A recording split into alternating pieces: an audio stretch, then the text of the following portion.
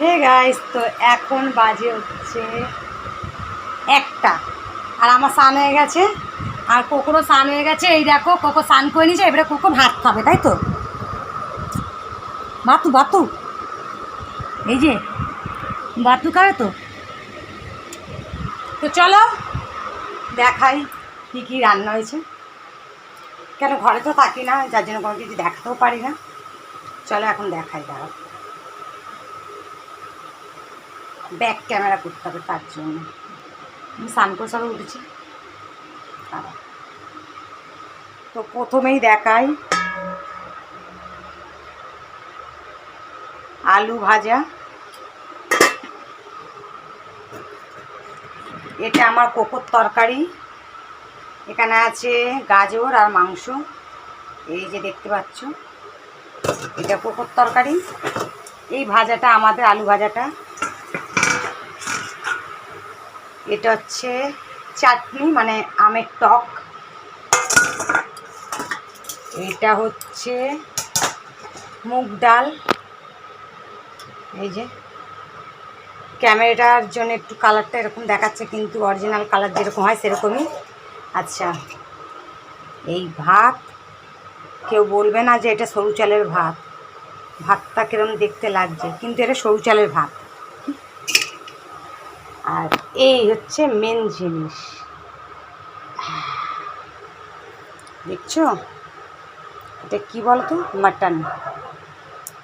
তো আজকে মাটন রান্না করেছি, তো এই জন্য বাড়ি ছিলাম, ঢাকা দিয়ে দিই। এটা ইগনোর করো, এটা পর্দাটা দিয়ে রেখেছি যাতে না পাশের লোকে আসে। এই জন্য চলো, এটা মাটন, এটা মাটন, এটা ভাত সরু চালের, এটা হচ্ছে মুগ ডাল, চাটনি, আর হচ্ছে আলু ভাজা। আর এখনও আছে হচ্ছে লেবু আর শসা, এমনি স্যালাডটা কাটতে হবে। তো কোকো তো এখন এখানে রয়েছে, তো এইবার আমরা কোকো খেতে দেবো, তারপর আমরা খেতে বসবো। আর একটু অপেক্ষা করছে, কেন কোকো ঠিক 1টা-2টোর দিকে খাই, ওই জন্য আমি ওকে 1টা-2টোর দিকেই আমি দেওয়ার চেষ্টা করি, যাতে না টাইমটা নষ্ট হয়। কেন আমি তো আসি 2টোর সময়, যার কারণে 2টোর সময় প্রত্যেক দিন ভাত খাই। ওই জন্য দেখছো স্নান করে দিয়েছি, আর একদম ফ্রেশ হয়ে গেছে। এইবার ও ভাত খেলেই ঘুমিয়ে পড়বে। এবার ঘুম ঘুম পাচ্ছে। এই যে কোকো, তুমি ভাত খেয়ে ঘুমাবে না তুমি একা একা আগে ঘুমিয়ে পড়ো, কোনটা? বাবারে, আমি যে কিছু বলছি, তুমি কি এখন ঘুমাবে না ভাতু খাবে? আর ভাতু কথা বললেই তাকাবে, দেখো, তুমি কি ভাতু খাবে? লেজের মধ্যে কি আছে দেখি, কোথায় কি হয়েছে? চান করেছে, চান করে গাটা শুকা।